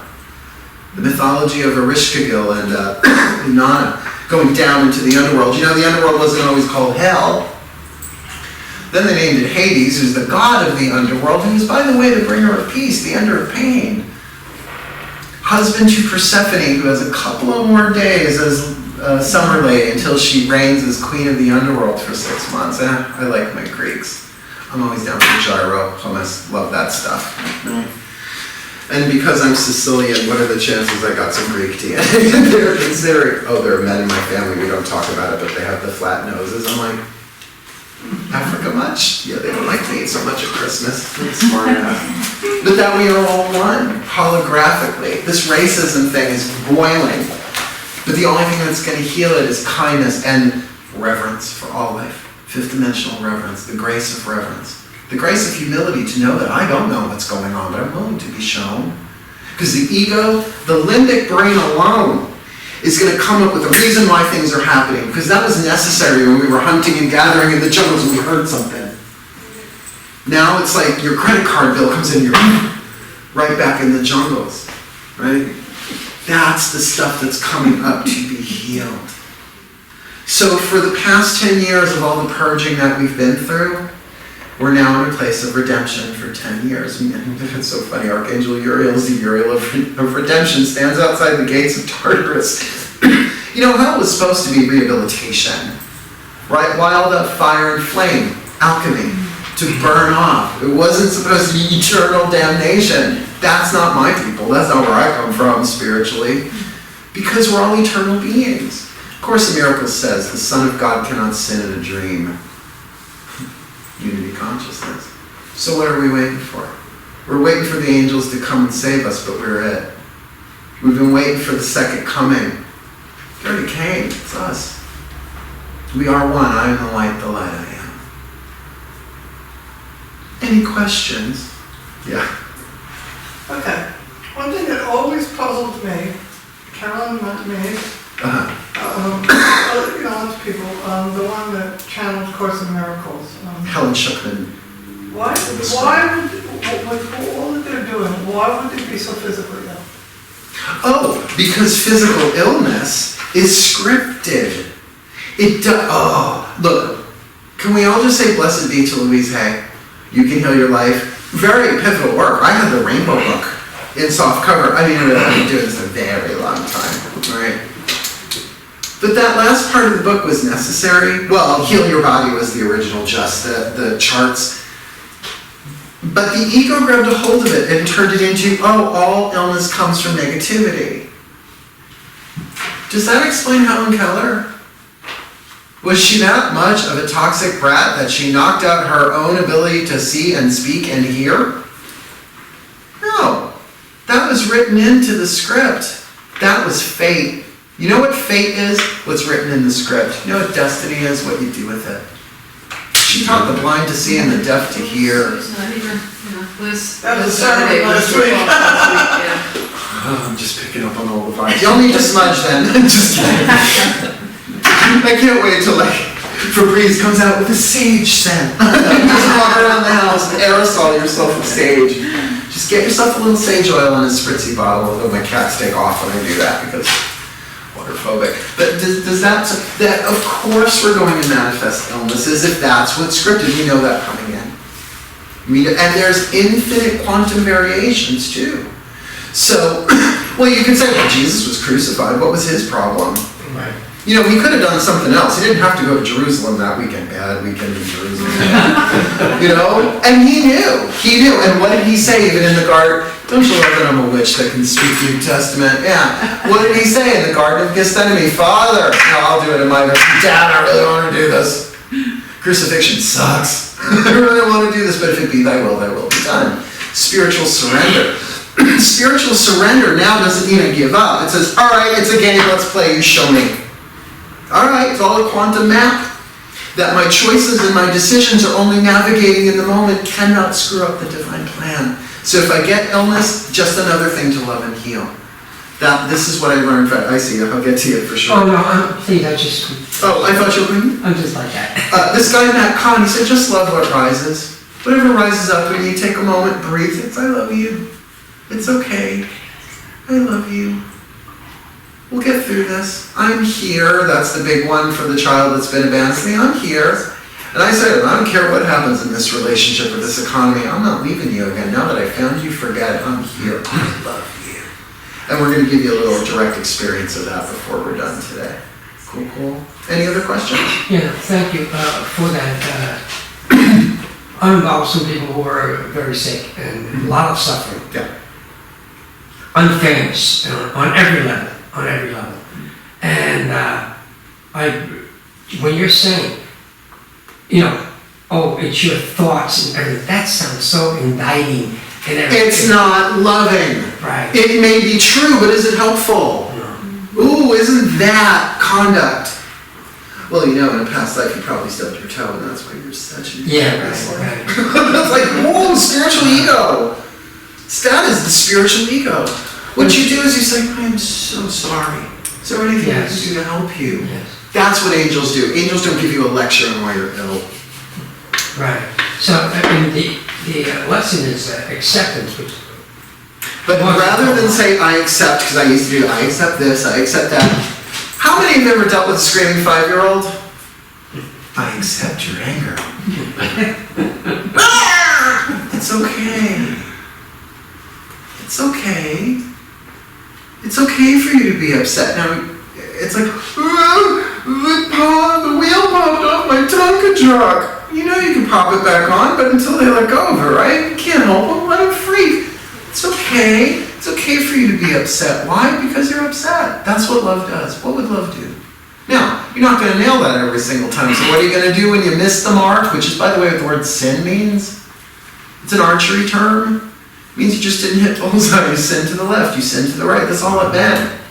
Oh, eternal damnation for missing the mark doesn't sound like what love would do. You always get another chance, hence reincarnation if you want to go there, right? So what's your conduct? What would love do? What would this angel do through me? And you can ask, all right, I'm not feeling very angelic. I'm not feeling the love. But here's what I learned. You don't have to feel the love, you just need to mean it. I love you. I love you. Now, I do not say it to the women. That's Stop and Shop. Let's go to Me Too moment. You're not allowed to do that anymore. Well, okay, anyway, if they can't know by the purple hair and the jewelry, then they you know, Radio Shack used to have this lovely gadget called Gaydar. Super intuitive, right? Men? No. Virgo, cross the legs. We're the only sign that crosses our own legs, by the way. What would love do? What would love do? Any other questions before we do the practice? It's a very simple technique, but it's so life-changing. By the way, the entire workshop, almost the entire workshop, is up on my Vimeo channel. I have my business cards with me. You can check out me on social media because that's the new norm. Yes. Saying before, remember flyers? Stapling and labeling? Yeah. Remember when you'd walk out in the parking lot and you'd have like 5 of them under your windshield wipers and then gone with the wind? Yeah. So do you do, for one-on-one, distance, in person, what kind of readings do you do? Oh, my readings, if I know you, come to my house in Holbrook. I still make house calls on occasion, but otherwise I do phone, Facebook Messenger, and Skype readings. Because when I say I'm a professional, it's not like I'm working at Citibank at the day and then doing this at night. This is what I do all day long. So I don't get days off. I took a week off for my birthday and I was still spiritual counseling. Mark! Sorry, I'm on vacation. Well, sorry, you don't do that anymore, you do that.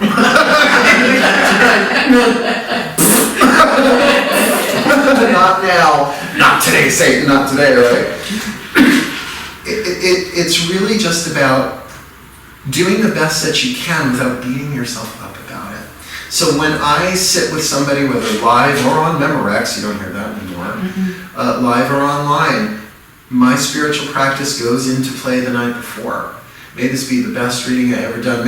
There's a great prayer from A Course in Miracles. Now this I have committed to memory. Say it 10,000 times, you'll do that. I am here only to be truly helpful. I am here to represent you who sent me, so I don't have to worry about what to say or what to do. Because you who sent me are directing me, and I am content to go wherever you wish, knowing that you go along with me and that we will be healed as you teach us to heal. And in another section it says, please show me what you would have me do, where you would have me go, what you would have me say and to whom. That's active surrender. That's like, okay. By the way, you know the word avatar? Well, the blue people in the movie, yeah.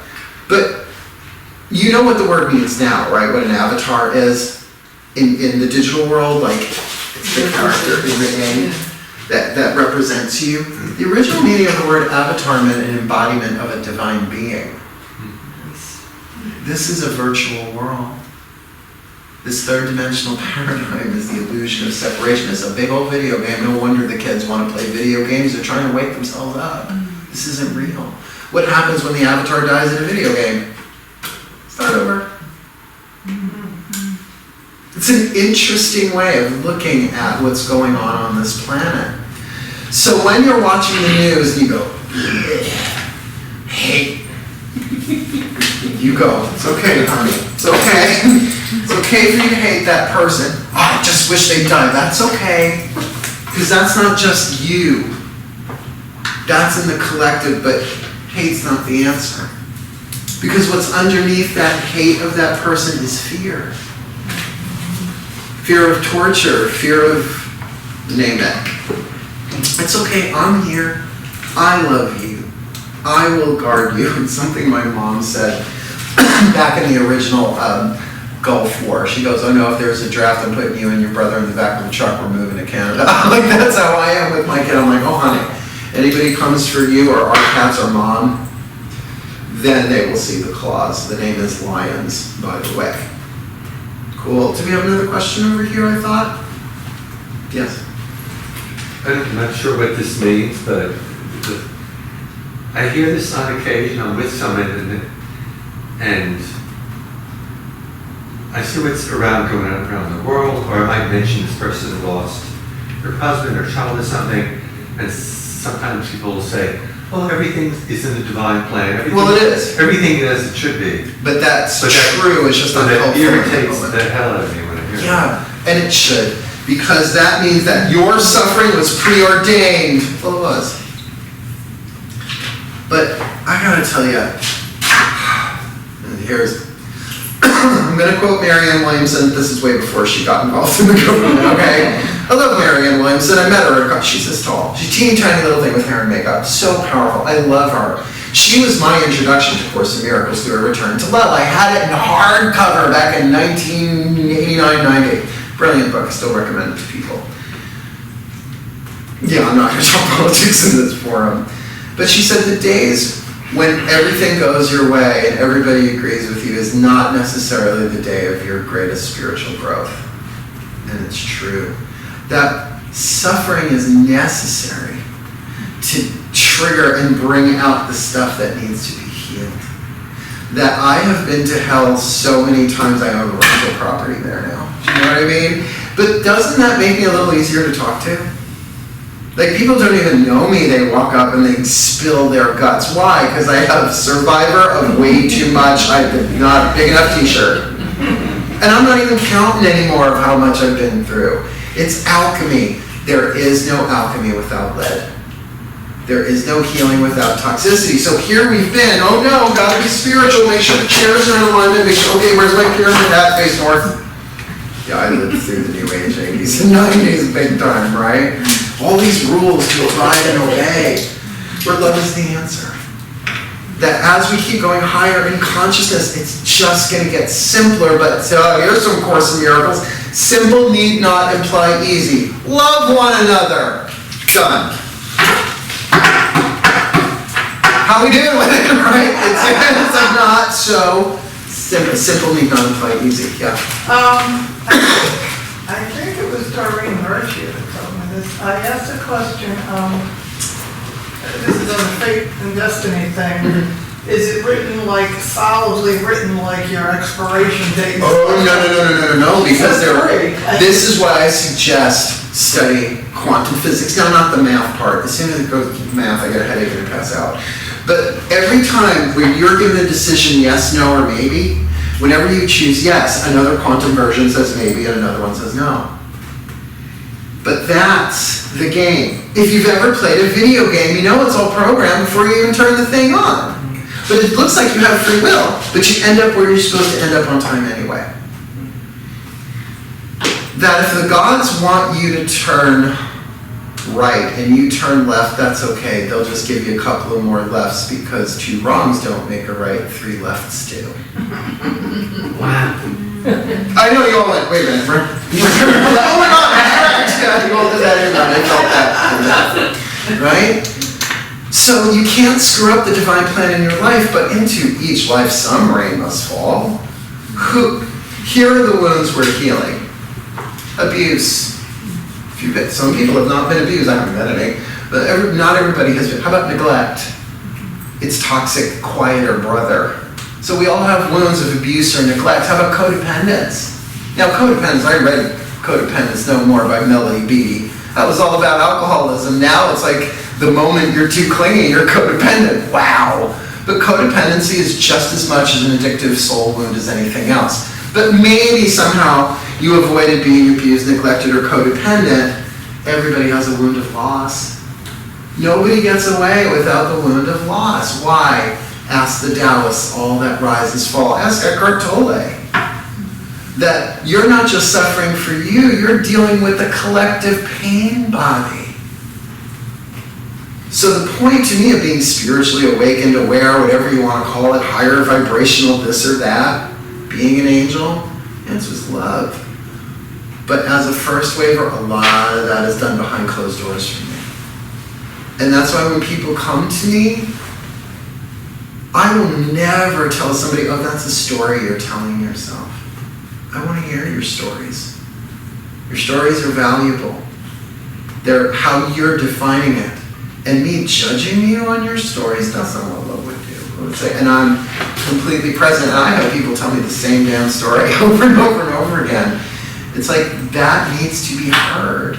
But my angel can hear it much differently than Mark A. Lyons can. But I'm telling you, the gap between Ellis Ariel and Mark A. Lyons is getting shorter and shorter and smaller every day, as we now integrate the fifth dimensional into the third dimensional body.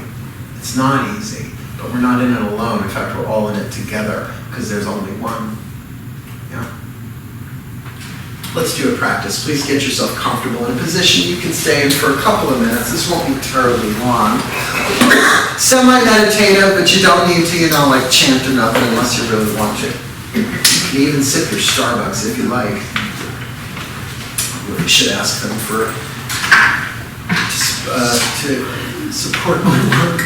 Maybe I support theirs. Well, So just take a moment. but before we start, I'm sorry. Dan? Is it possible to get a break, a 5-minute break? Oh, would we like a breaky poo? Let's take a breaky poo. Absolutely. Have a nice breaky poo, everybody.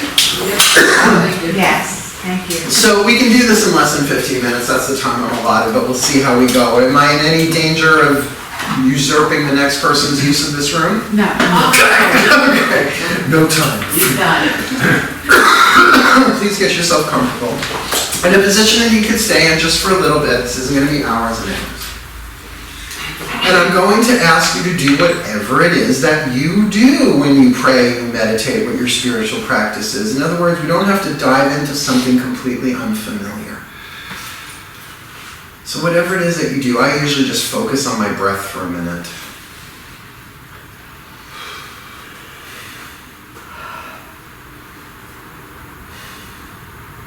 To ground, to center, to be here in the now. Because the point of power is always here in the now. The divine is always present in the now.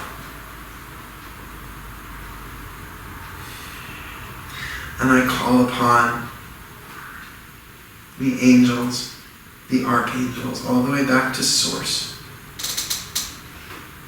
to please guide this, that we may all be blessed with the truth of who we really are, under grace and in perfect ways for the well-being of all. That I am now. And so it is. And I would like you to bring your awareness into the center of your chest, your heart chakra. Your physical heart's a little to the left. We're talking about right in the center of your chest. And if you like, you can even place your hands there. If that helps you to focus, it does for me.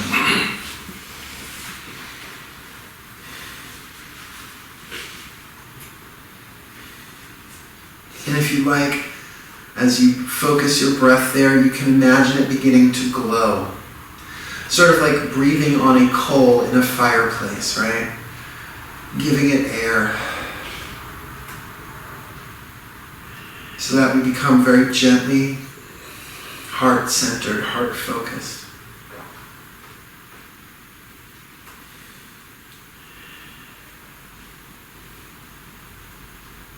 And whatever you're feeling there, we're just going to start with something very simple, and you don't have to repeat it out loud at all.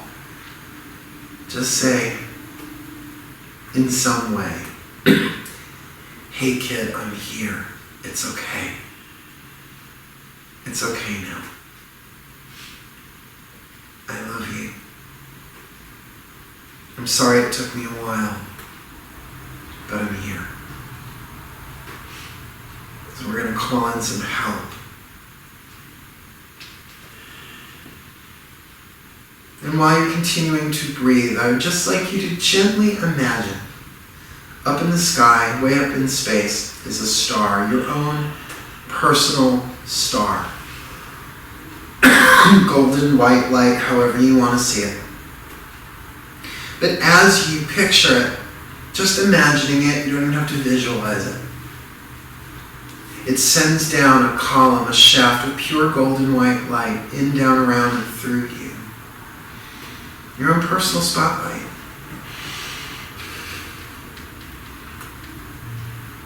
And just breathe it in. You're breathing anyway. Breathe it in on the inhale down through the crown. It'll automatically move through the energy system as you exhale it to the heart.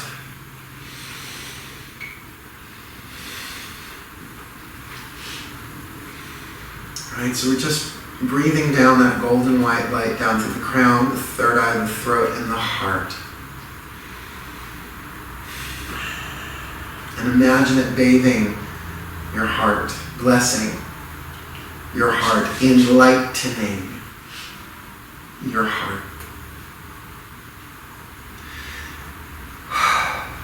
And now as you breathe it down from the heart, down through the solar plexus, the sacrum, the root, down through the base of the spine and the soles of the feet into Mother Earth. Just the intention, you don't have to be forceful. Energy is better moving when it flows. And imagine it going down through the layers of the planet and touching into the core, the heart of the mother, the magnetic part of the electromagnetic field, where it plugs in and draws more light down through you now. This is called anchoring the light. It's as simple as being willing to, as choosing to, no matter where you are.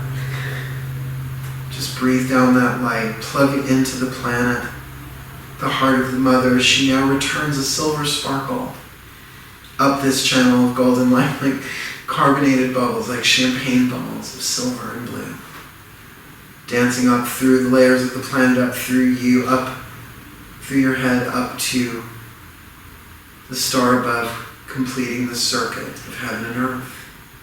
Heaven descending, earth ascending, spirit and form. We are the open doorways. We are heaven on earth. And just notice how that feels. As now I call upon our collective angelic selves to now descend from that star above. I am Elistariel, and Circe Lion Elora, and I call forth in my authority as an angelic awakener. For the higher selves as guardian angels to now descend into this time-space reality for the well-being of all. And it's okay if you need to cough, yawn, stretch, move, be at peace, and do what is necessary. As this silver golden pathway of light is the call. It's saying, I'm willing, I'm open, and the angels are not going to hit you with the paranormal. They're going to come in with grace. Grace is a divine substance. And as it comes into this room, it will stand right behind you. And you don't have to see it, but you can. As it now wraps its golden wings around you from behind. Like cradling a child that's had a bad day.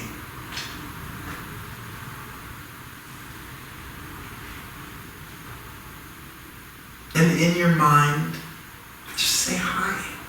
Hi. Just like a little kid. Hi. Hello, angel.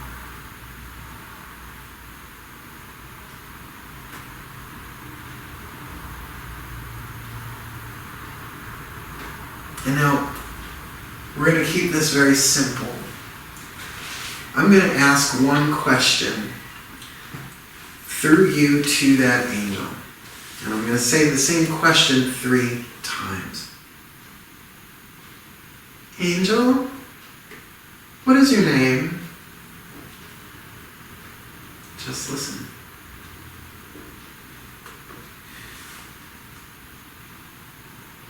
Angel, what's your name?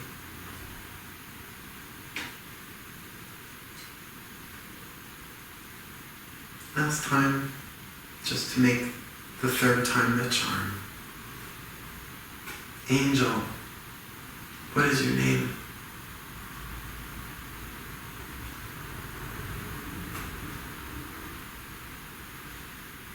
No matter what it is you hear or see or experience, contact has been made. And what you receive may evolve over time.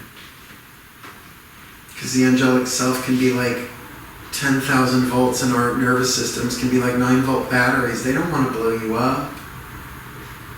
So they might give you 10 volts, 11 volts bit by bit.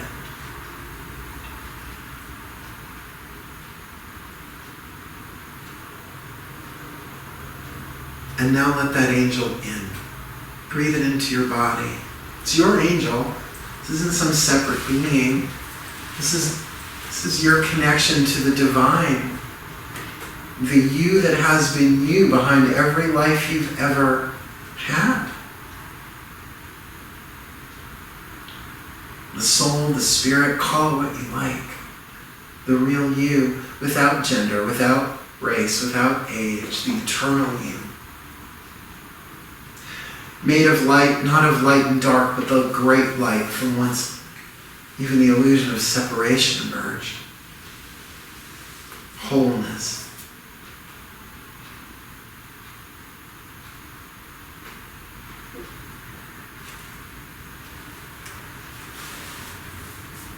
Now look within your own child and find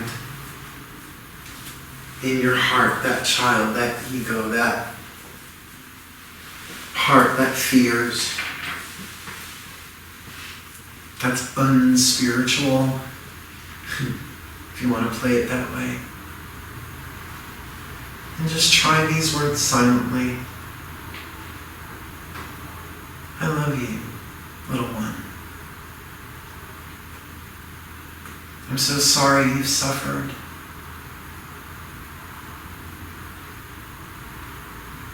I'm sorry you were abused or neglected.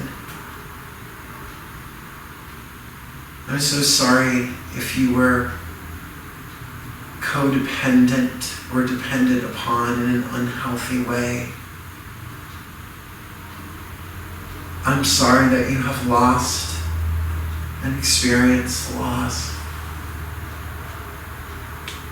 And I can't tell you that that's not going to happen again. But I can tell you this.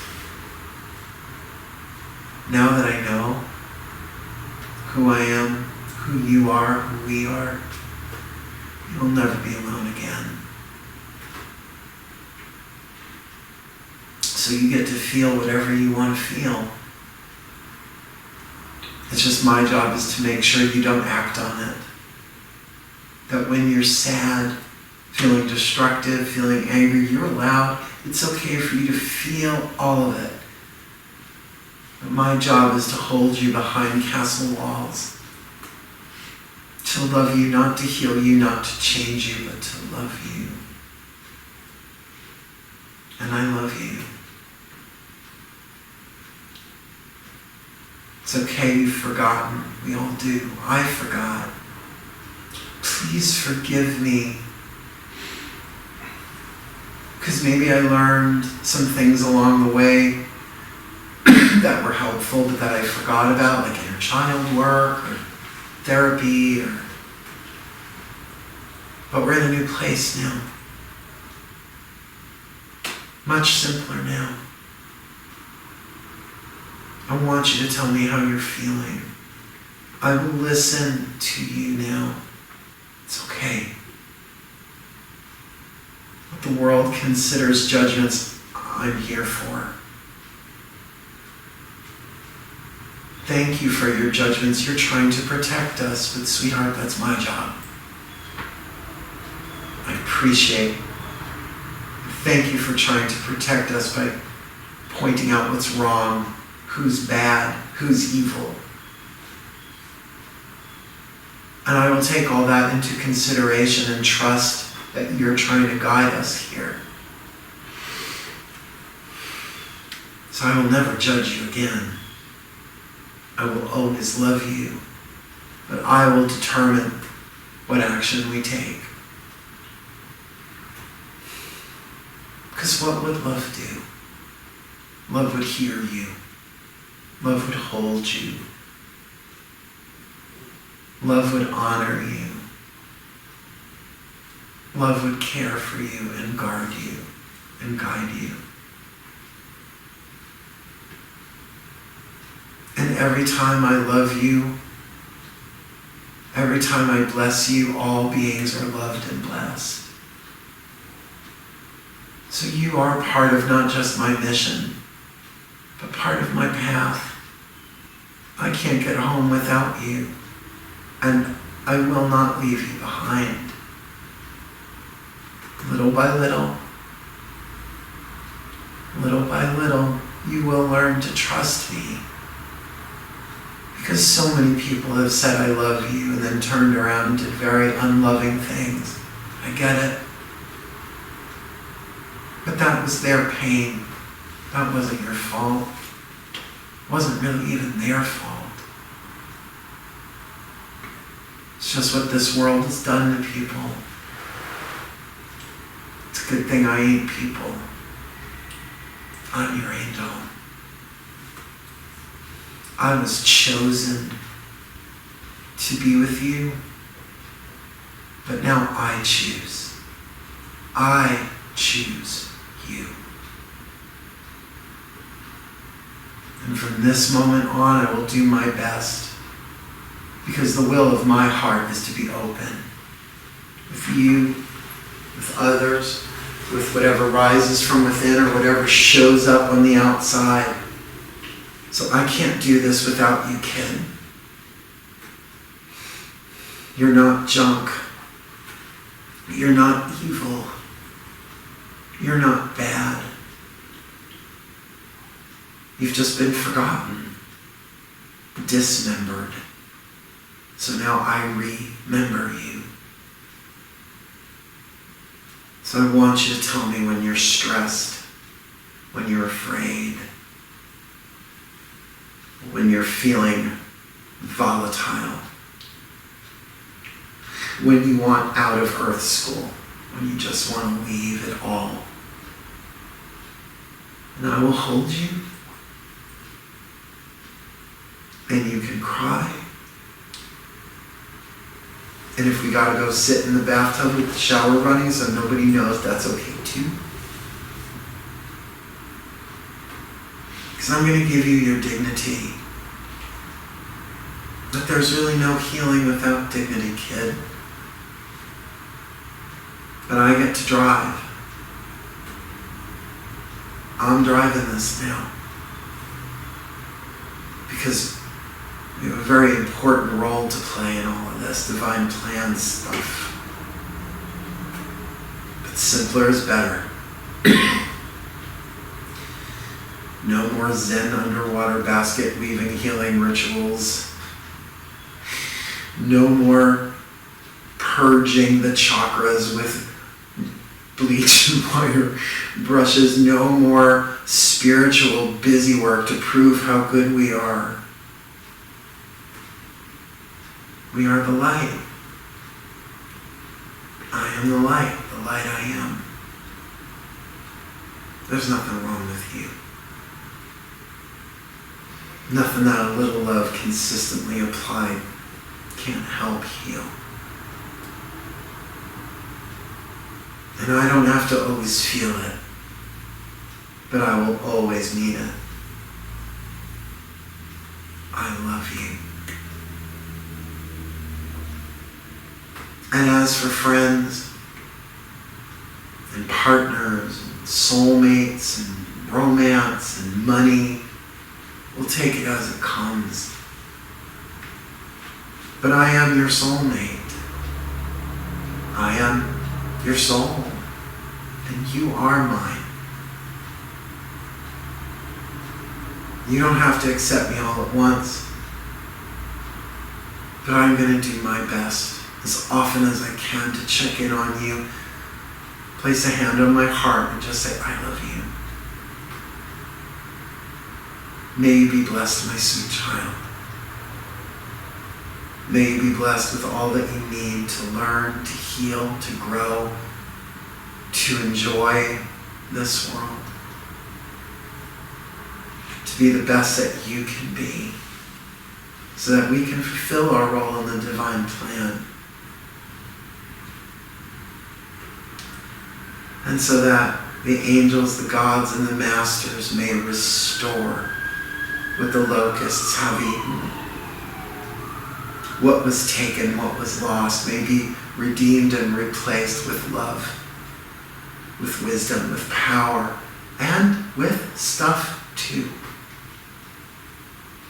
I want your heart's desires to manifest. I want your dreams to come true. Nothing is stupid. My darling child, nothing is stupid. Everything that happens is helping everything else to happen. And if it could have gone another way, it would have gone another way. But somehow, our weaknesses are being strengthened. And for that, someday we will be very thankful. So thank you, my child, my beloved, my soulmate. The best is yet to come. But there's no rush.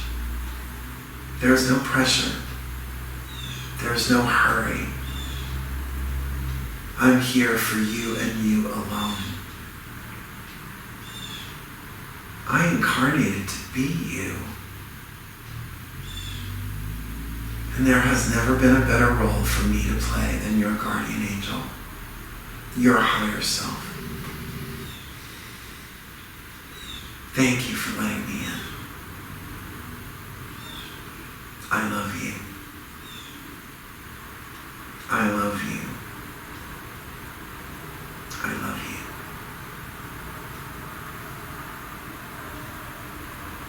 Now imagine out of the back of your heart a pair of wings. As you embrace this child, feel these wings expand out your back and wrap around you. As an angel revealing itself to this child, integrating it bit by bit, bringing it home through a clear mind, an open heart, and a willingness to choose love, to do what love would do.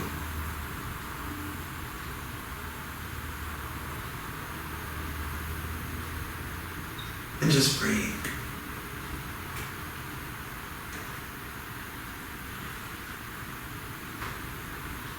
When you need to reconnect, when you forget, it's okay. Take a deep breath, call the angel by its name, by its symbol, by its color. Just say, hey, angel. Because it always waits for the child to call.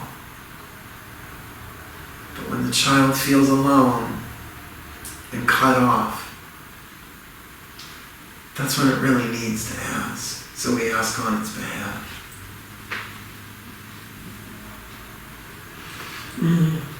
So take a nice deep breath. Wiggle fingers, wiggle toes. Now as you're ready, make your way back into the room, allowing your eyelids to be the last things that move as you open them outward so you don't slam back in.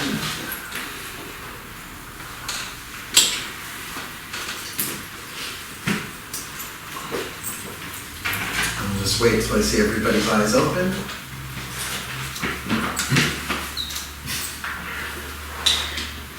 Okay, just checking you weren't nodding off on me there. I know.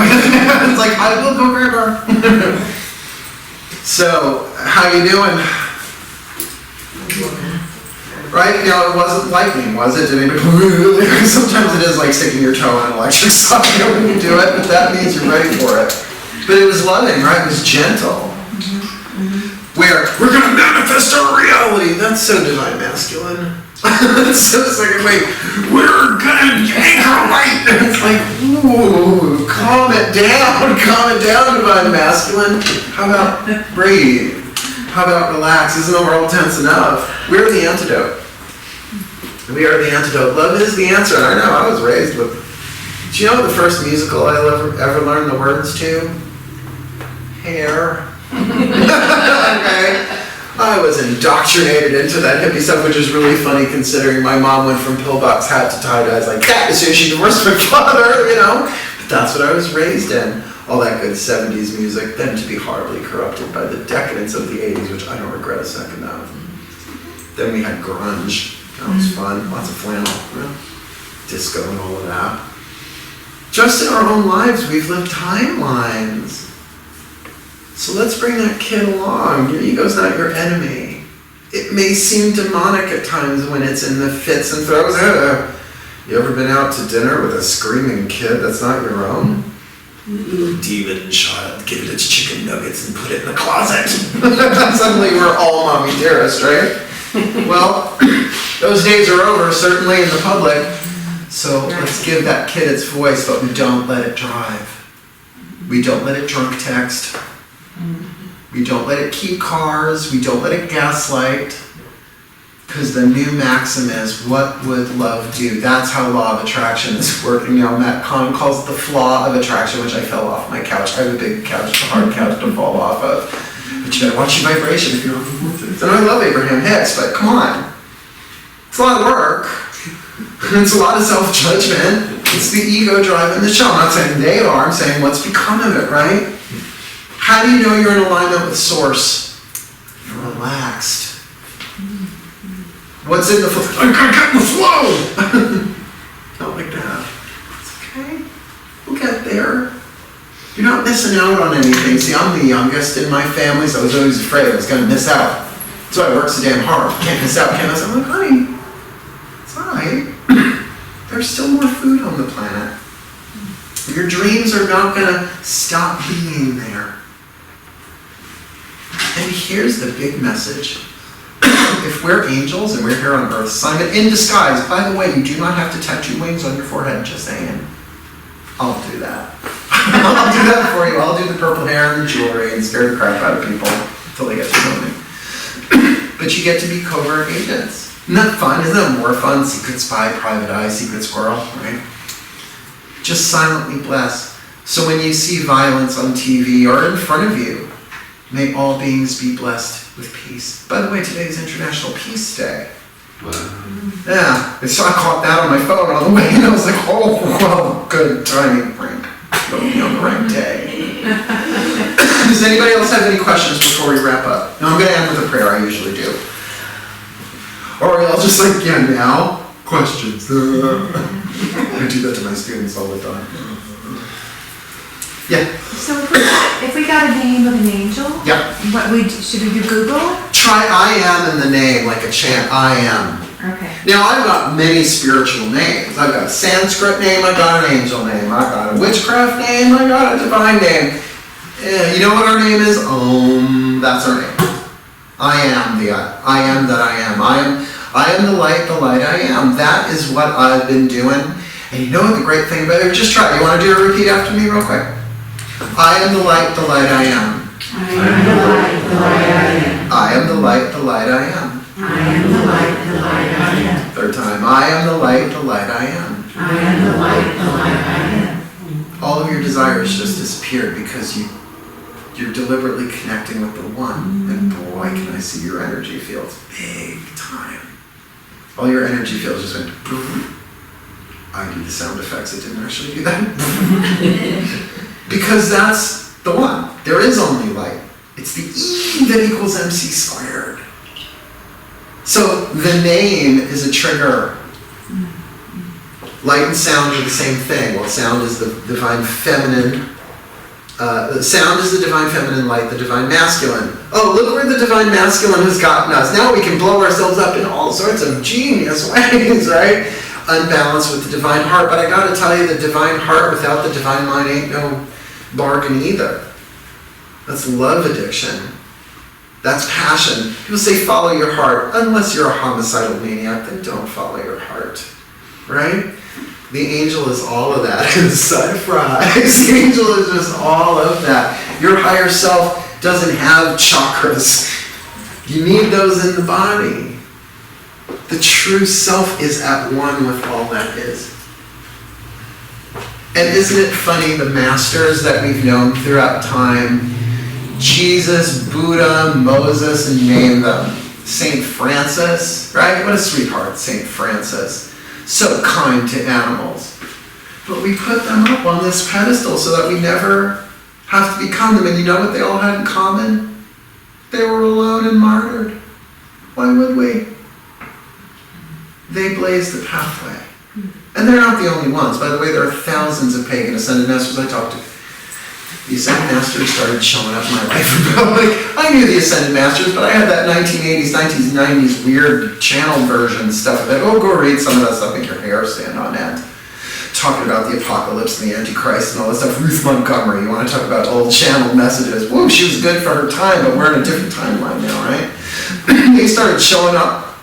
I'm not ashamed to say this. I was like, the Ascended Masters of the Great White Brotherhood, who's doing your marketing? That sounds really racist. And then they said, we never called ourselves that. That was the channels at the time. I was like, okay. And then I was like, all right, you can work with me, but don't show up on my couch. I call it Gary Renarding. If you haven't read Disappearance of the Universe, these two masters appeared on his couch in Poland, Spring, Maine, of all the places. I'm like, if you show up on my couch, good thing I have a brown couch, because I will poo my pants. That'd be nice. And then I will run screaming from the house to the nearest therapist that I can find. Do not show up with my eyes open. They're like, kid, we know you. We know you. We love you. And they've already done this. There are those who have gone before, and I'm just wondering how many of us in this room are them, that they sent us back in for the big one. We're not going to remember that while we're here. Talk about the spiritual ego. I am the Ascended Master, purple hair, violet flame, brown chocolate. Worship me. Scoop my litter. No. But if you meet Buddha on the road, kill him. You ever heard of that one? Buddha would be just the sweetest, I'll tell you. I love the Dalai Lama. He's the one who said, truth without compassion is brutality. I live by that, right? So, like you said before, it's like, oh, you're suffering, man. You must have screwed up a chakra. Yeah, maybe it's true, but it's not loving, right? Truth without compassion is brutality. I'm terrified to meet him because I just want to pinch his cheeks. He's so cute. Same thing with Eckhart Tolle. I'm like, oh no, if it's Eckhart Tolle, they're going to call security, so I'm never allowed to be. Carolyn Mace will be like, very nice to meet you. You call her Ms. Mace, apparently she gobsmacks you, so don't. Cool. It was really my pleasure. I hope you had fun. I really, really hope you had fun today. My pleasure to come back whenever. I'm going to shut off the camera, then come ask me questions, whatever you want. Cool. Thank you so much. Farewell and blessed be. Thank you.